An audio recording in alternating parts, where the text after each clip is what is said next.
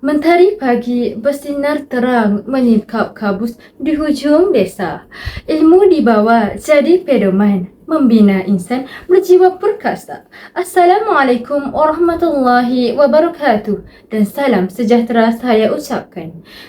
Yang dihormati Tuan Pengerusi Majlis, Barisan Hakim yang arif lagi bijaksana, para pensyarah serta rakan-rakan yang saya kasihi sekalian. Pertamanya, izinkan saya membuka bicara dengan satu persoalan yang perlu kita fikirkan secara bersama. Adakah kejayaan dalam pendidikan hari ini benar-benar hasil usaha atau sebenarnya telah ditentukan sejak seseorang itu dilahirkan?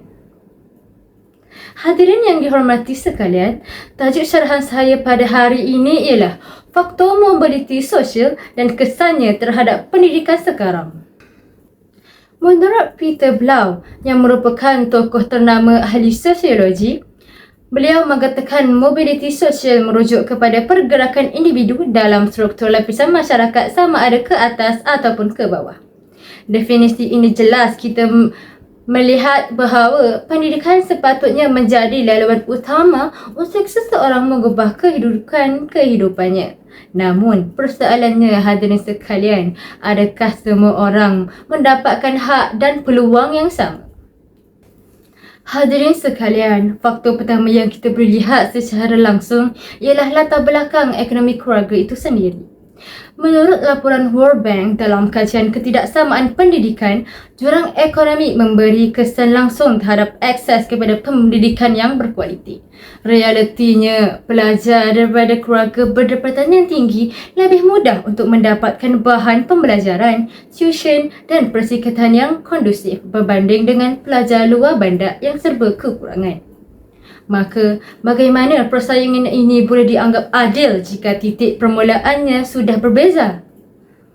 Faktor kedua yang kita dapat lihat ialah tahap pendidikan ibu bapa. Kajian klasik James Coleman melalui Coleman Report menunjukkan bahawa latar belakang pendidikan ibu bapa serta sokongan persekitaran rumah sangat mempengaruhi pencapaian akademik anak.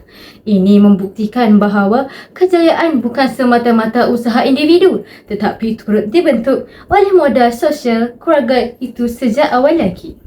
Faktor ketiga yang saya bawakan ialah persekitaran sosial.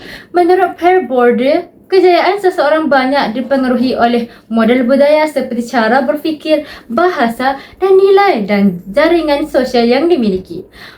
Pelajar daripada persekitaran berstatus tinggi cenderung untuk memiliki kelebihan yang tersembunyi yang membantu mereka lebih mudah berjaya dalam sistem pendidikan itu sendiri. Namun hadirin sekalian, menurut Samuel Bowles dan Harvard Scientists, sistem pendidikan seringkali tidak neutral, sebaliknya cenderung menghasilkan semula ketidaksamaan sosial yang sedia ada.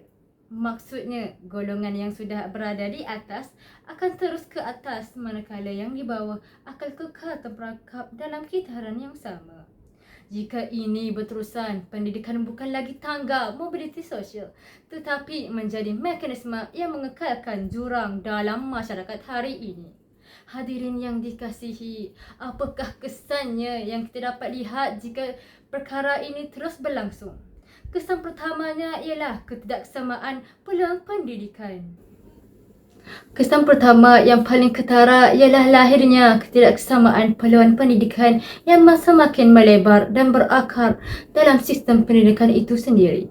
Apabila jurang sosial dalam masyarakat turut mencorakkan akses murid kepada pendidikan yang berkualiti, menurut UNESCO, ketidakseimbangan sosial yang tidak ditangani dengan berkesan akan menyebabkan wujudnya jurang akses pendidikan yang berterusan antara kelompok masyarakat, lalu menjadikan sebahagian murid berada dalam ekosistem pembelajaran yang serba lengkap dan maju.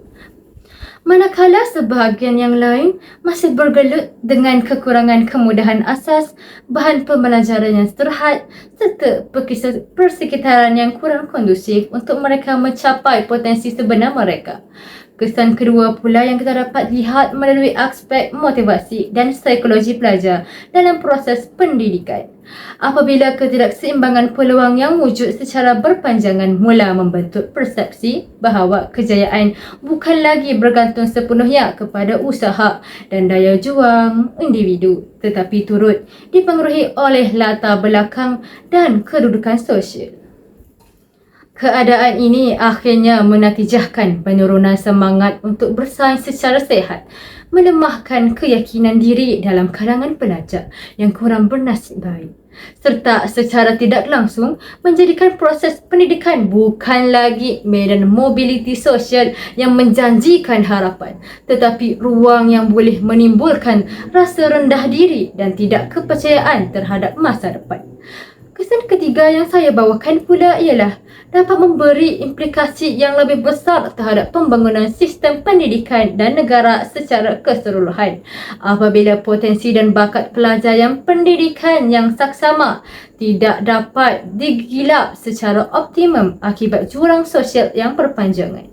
Dalam keadaan ini, sistem pendidikan berisiko gagal berfungsi sebagai kilang modal insan yang seimbang, lalu menyebabkan negara kehilangan sebahagian bakat berharga yang sepatutnya mampu menyumbang kepada kemajuan bangsa dan pembangunan negara pada masa hadapan. Sedangkan, hakikat modal insan merupakan tunjang utama kepada kelestarian dan daya saing sesebuah negara di peringkat global. Persoalannya kini, adakah kita rela membiarkan jurang yang semakin melebar ini terus memelenggu sistem pendidikan kita pada hari ini? Atau kita berani melangkah ke hadapan dengan melakukan perubahan yang lebih adil, menyeluruh dan berpandangan jauh demi memastikan setiap insan mendapatkan hak pendidikan yang sewajarnya? Jika pendidikan gagal berfungsi sebagai jambatan yang menghubungkan harapan dengan kejayaan, maka kita sebenarnya sedang membina sebuah masa depan yang tidak seimbang, di mana peluang tidak lagi menjadi milik semua, tetapi hanya untuk segelintir yang bertuah.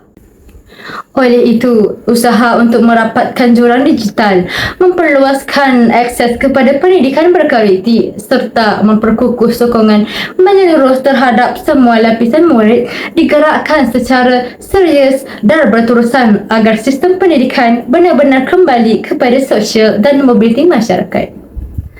Akhir kata daripada saya, izinkan saya meninggalkan satu persoalan yang perlu kamu renungi secara bersama.